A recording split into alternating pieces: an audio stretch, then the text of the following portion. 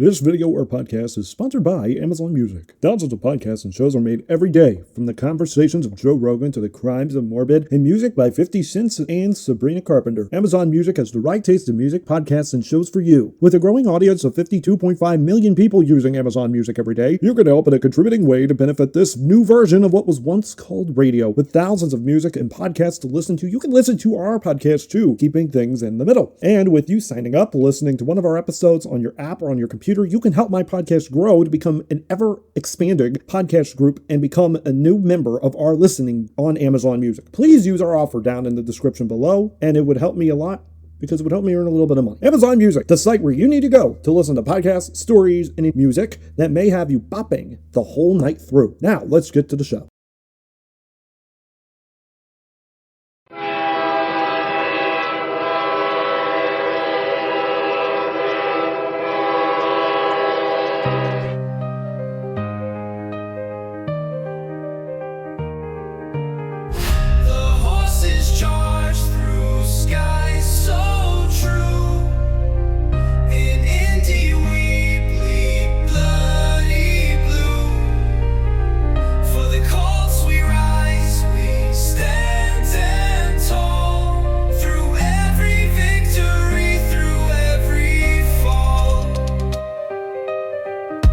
Passion deep and hearts so bold, legends live, their stories told.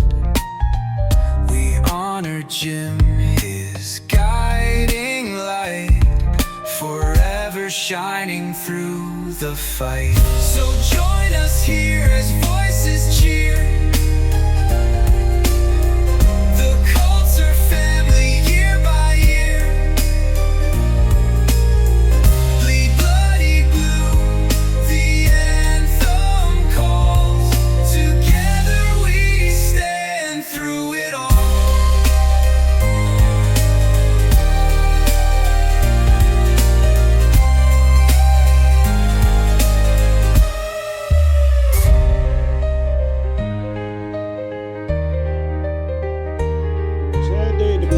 Our brand new theme song for the Bleed Bloody Blue podcast.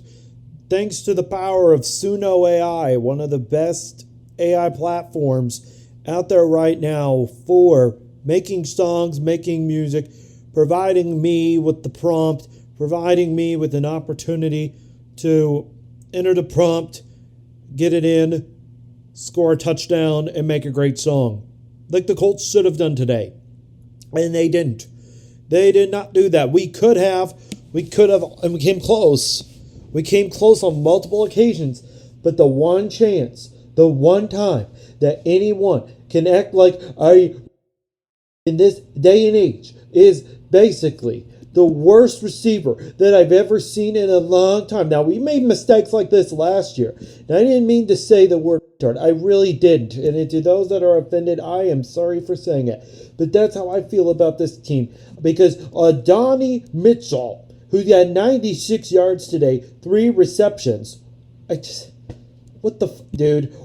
I don't understand it. I really don't. You have a clear opportunity. My little sister, who is 16 years old, thinks with the mindset of a 12-year-old and is in high school. She literally said the smartest thing I heard, and I wish I recorded it for the podcast, but she said, you know what I would have done with the football? I would have just held it in my arms, put it in the middle of my chest, I would run all the way for the touchdown, hold it on my chest, and then score. Yeah, I'm frustrated. So frustrated. They have a holding call. Are you kidding me? Holding. And then they have to have a turnover on downs. So the Rams got the ball and they got a better advantage. Better advantage on the field. They had a better advantage in everything they did. I don't know what to say. This was an awful performance by the Colts, but not overall. I would say our defense was great. Offensively, we were terrible. And I would say there were moments we made some huge mental mistakes. It would make Chris Webber from the University of Michigan just look silly. I don't know what to say, dude. I really don't. We welcome you to the Bleed Bloody Blue podcast. I didn't introduce myself or any of that. Please make sure to subscribe to our YouTube channel and follow us on Substack or wherever you get your podcasts, including Spotify and Apple Podcasts, Apple Music. We also want to thank people for allowing us to talk about the Indianapolis Colts, and we hope that this intro, even though today was an awful day, Today, however, a few good things came about it. I would say Tyler Warren was great today. Michael Pittman was good today. Defensively, Nick Cross had a great day. 6 tackles for 8 assisted tackles and 0.5 yards sacked. And then after that, I would say Antonamiawa Adiwar had 0.5 sacks for 1 tackle and 2 assisted tackles. DeForest Buckner had a good day. Cameron Bynum was pretty off. Daniel Jones, however, was decent today. He had 2 interceptions, 24 of 33, 262 yards. Jonathan Taylor had 76 yards for 17 carries, 4.5 average. And Jonathan Taylor ranks up there as one of the best running backs, but he didn't look that good today. Rushing was terrible.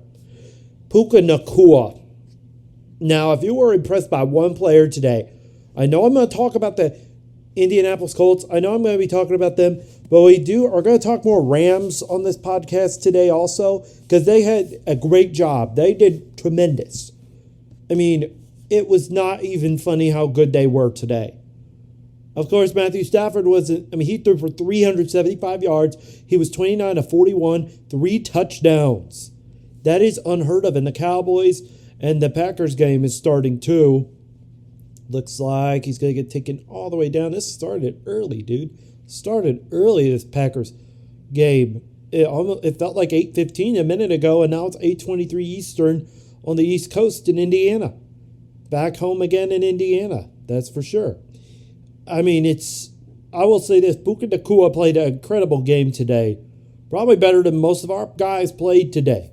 Him and Blake Corum played good. Kyron Williams played good. I mean, I can tell you, the one guy I will mention is Puka Nacua, because he was just incredible. Lights out receiving, 13 receptions like I mentioned, 170 yards, 1 touchdown. Tutu Atwell and Devontae Adams did great too. They got a good one. Speaking of the Packers, Devontae Adams used to play for the Packers, and my goodness, he's doing very well there. I can't stress it enough. Devontae Adams was just spectacular today. And so was Puka Nacua, who, like I've said, did very well receiving. I really made our guys look absolutely silly. I literally have no idea how we played so bad defensively in ways. But in ways, you could say the Colts offense, Tyler Warren, I mentioned earlier in the broadcast, was great. Ashton Doolin did pretty good today. But I really don't have a lot of good things to talk about with the Colts. It's not even funny how bad they were today. Today was just not our day. We weren't clicking. We weren't even hot at points after that one stupid thing. Interception, my butt. That was terrible. Touchdown or not, that was terrible. I hate it. I hate it for our team. I hate it for this group. And many people, even on here, there's just no turning back. And people are so mad. People are so mad that, yes, the premature celebration cost us the game, and it could have really, I want to see how we do against Vegas. The Raiders aren't doing so hot right now. Maybe we'll rebound and come back when we play against Vegas, which I can't believe I'm saying Raiders and Vegas in the same sentence. Every time I say Vegas and Raiders, it just doesn't sound or mix well. But yeah, I just don't understand that. Like I said, our coaching today was pretty abysmal. I would say, though, our team did okay, just not great or terrible at most. And the Colts, also, they fumbled at the goal line. I do remember that. going into the game as well. That was terrible as well. It's not even funny how we just had balls not get in our hands. And my sister had to be so knowledgeable about it that she paid attention to every little moment of every little game before I left to go back and see them for the week. And it basically seemed as if there was just so many problems, so many issues. I am not frustrated with this team. I'm more disappointed. And I don't think stupid plays like that should be allowed in the NFL, and I would actually revoke Mitchell's contract today and make him sit out the rest of the season because of that stupid thing he did. I get our receiving core has always been this way. Our receiving core, now you ever remember last year, Jonathan Taylor made the same mistake, has come back and rebounded this year. When he played the Broncos, he fumbled the ball right near the goal line, costed us a chance to go to the playoffs after having a 5-game lead on most of the, or actually having a 5-game winning streak on most of those guys, most of the players. It was incredible. It was a incredible 5-game winning streak when Jim Irsay was alive last year. But then that all went to pits. And that all went to pits. It just went downhill. Downhill. And when we played the Broncos in, I think, week 15, Jonathan Taylor fumbled the ball. And then there was a stupid play where Anthony Richardson came out and he not only had a ton of issues, he had an opportunity to give the ball a shuffled pass over to, I believe it was Mitchell as well, intercepted the ball, Broncos score. It felt just like that, but this was closer than I thought. This was closer than the experts expected, but still, I can't take a loss for a loss. I can't take a win as a loss. I just can't. I just can't. And this Colts team knows better. They deserve better. They know better. And they obviously made some critical mistakes at some moments of the game. And for my sister to be smarter than Shane Steichen when he's ever coaching, or these wide receivers when they're playing catch, this is ridiculous. And it's got to be cleaned up against the Raiders next week. Because after this, yes, we have the Colts, we have the Raiders. And then after the Raiders, we have the Arizona Cardinals. So the good news is we're safe. We're playing against two of the worst teams in the NFL. Cardinals didn't even look well on Monday Night Football or on Thursday Night Football. Kept it close. Really were down to the wire against the Seahawks, but the Seahawks prevailed after having a big lead, winning the game. Cardinals don't look well with Kyler Murray. Coaching's pretty bad. The only opponent I'm concerned of after this, besides the Steelers on November 2nd, are the Chargers on October 19th. And we get a game where we go back home, which that's good. We could come back and really show Max Crosby what we're made of. And then we go play at home again on October 12th. And then we show Kyler Murray what we're capable of. And then the Chargers are next. We play them in LA back at that building, SoFi Stadium. And we don't have to play there for another 2 weeks. So that's good. That's good. And then, believe it or not, it says, yeah, then after the Chargers, they have the Titans. That should be an easy win again. That's also going to be another game. Steelers, Falcons, and then the Chiefs. So we got a lot to prepare for before then, and a lot to prepare for on the receiving end. We were just terrible. I see the Packers scored a touchdown 7-0 over the Dallas Cowboys. It's just, I don't know. It's just awful. I really don't know what to say with the Colts team. I'm very disappointed. But Puka Nacua played an incredible game today. Same with Matthew Stafford. They looked better than we did. And before we go for tonight, hopefully we can make those changes next week. Some of the scores around the league. Steelers 24, Vikings 21. Steelers are still undefeated. Oh, they're 3-1. Steelers go 3-1, and they are, I believe, I think they're really good right now. They looked good earlier. And the Falcons beat the Commanders today, 34-27. Giants get their first win of the season against the LA Chargers, who we get to play 3 weeks from now. 21-18 was the final score in that one. The Texans completely steamrolled the Titans, who are looking like the worst team in the AFC South, 26-0 today. 26-0, they would say in the English world. And the Texans are back in business at 1-3. Titans go to 0-4. Eagles are still undefeated against the Tampa Bay Buccaneers, 31-25. This game could have been closer than the experts thought, but really the Eagles showed flashes of dominance, and they played extremely well today. Same with the Buffalo Bills, who should have gone up by more against the worst team in the NFL, the New Orleans Saints. And they won big time, 31-19, and I am undefeated in my Eliminator Challenge bracket. And then the Patriots beat the Panthers big today, very big, bigger than the Bills and bigger than the Eagles by at least by over 11 points. So it was 42-13 final score in that one. Patriots beat the Panthers 42-13.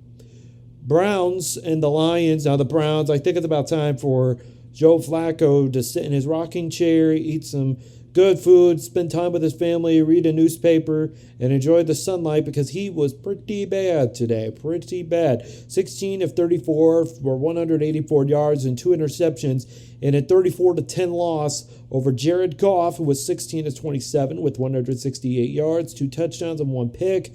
And they looked incredible, the Lions did. Defense was ferocious, and the Lions win that one 34-10. Yeah, 34-10. 49ers get a scare against the Jaguars, who are looking like the second best team in the AFC South. They go 3-1 on the season as they beat the 49ers 26-21 at Levi Stadium, home of Super Bowl 60. And so, of course, the Colts lost today to the Rams 27-20. The Bears, by the skin of their teeth, allowed for a field goal. And the Raiders' field goal got blocked by the defensive line that is looking more like the Khalil Ware defensive lines, or Khalil Mack defensive lines from past years, especially in 2017. This defense and this team is looking way more incredible than people think, and people should give them a little bit more credit as they beat the Raiders, who we play next Sunday, 25-24 in Las Vegas. As for the last game that was on between 1 to 4:25, the Chiefs beat the Ravens 37-20 in the Chiefs' first 30-point game since 2023. And that is also the first time since Patrick Mahomes threw 3 touchdowns in one game in an absolute beating against the Baltimore Ravens, 37-20. Currently, there is a third down play going on right now. It is 3rd and 4 as the game is going on right now. Packers leading the Cowboys 7-0 with 8 minutes 58 seconds left in the first quarter. And the clock is still ticking at this time. 2 receivers on the right, tight end in motion, 1 receiver on the left. In the shotgun, the snap gives it to the running back who's going to run it, and he's short. He is short. And who is there to make the tackle? Who is there to try and assist and make the tackle? It is Walker and Micah Parsons, who just got traded from Dallas, and he is just beating them up. Packers are thanking Jerry so far. It is 4th down for the Cowboys. It is 7-0 lead for the Packers, and with 8:42 left on the clock. Then tomorrow we got the Jets at Dolphins in Miami on Monday Night Football. There's another game also going on Monday night. Thank God for us. It's not a 10 p.m. game like it was 3 weeks ago or 2 weeks ago when the Raiders played on a Monday night game a few weeks back. So these games are going to start at 7:15 and 8:15 p.m. Jets and Dolphins play in Miami at 7:15. The Broncos will square off against the Bengals in a rematch from an incredible game last year. Broncos and Bengals play tomorrow at 8:15 p.m. Again, Dolphins Jets in Miami at 7:15 p.m. what did I just say? Broncos, like Blanco? Jeez. Broncos play against the Bengals at 8:15 p.m. on ESPN, both of those. And the next Thursday night game will be on Thursday, October 2nd, which is coming soon, this Thursday. It's the Rams who played today against the Colts, and the 49ers. All right. That is all I really have to say for this podcast today. We thank you so much for listening. We hope you have a tremendous night. We know it's been a very hard night, not just for the world, but also for the Indianapolis Colts. First of all, I want to send my condolences out to those that have perished in the Michigan church shooting today. It was a true tragedy and a true attack on Christianity, and I don't think places like that should be condoning violence. Nowhere should condone violence. And after learning more about what had happened, I really do believe that there is true evil in this world, and we need to stop it. If I say prayers and thoughts, I'm not going to say that. I'm going to say that my thoughts are with everybody tonight, have been on my mind, about the people that have perished in Michigan tonight. We wish every single family the best. There's nothing I can do. I don't have a lot of money. I do and was in a Mother's Demand Control Action Committee that I would love to rejoin again. These shootings across the country are not only unacceptable, they're dangerous. And people are more evil with a lack of resources to give anybody the resources they need to figure anything out. This is just bogus and ridiculous that our government is not doing anything about anyone. And unfortunately, you thought it was bad under a few years ago. It's gotten even worse. It's gotten even worse. And I could easily be going to El Salvador tonight in a prison cell for just speaking about my mind on this current problem in our country. Not administration, problem. And I'm not going to get political, but my thoughts and prayers are with the Michigan families tonight. As much as I want to say thoughts and prayers, that is all I can give. That is all I can do. I really don't know what to say, except I may join that mother's group. But again, the Indianapolis Colts, best of wishes to everybody. The Indianapolis Colts lose tonight, 27-20. We'll be back at it next week against the Raiders. Wish all the condolences to everybody in Michigan. And we thank you for tuning in tonight.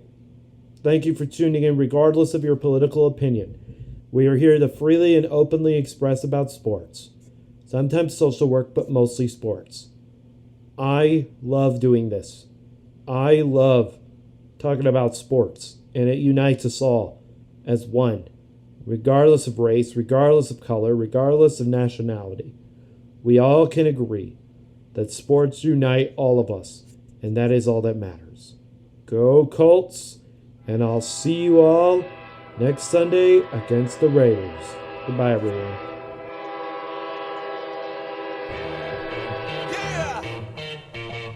Yeah! Stand up!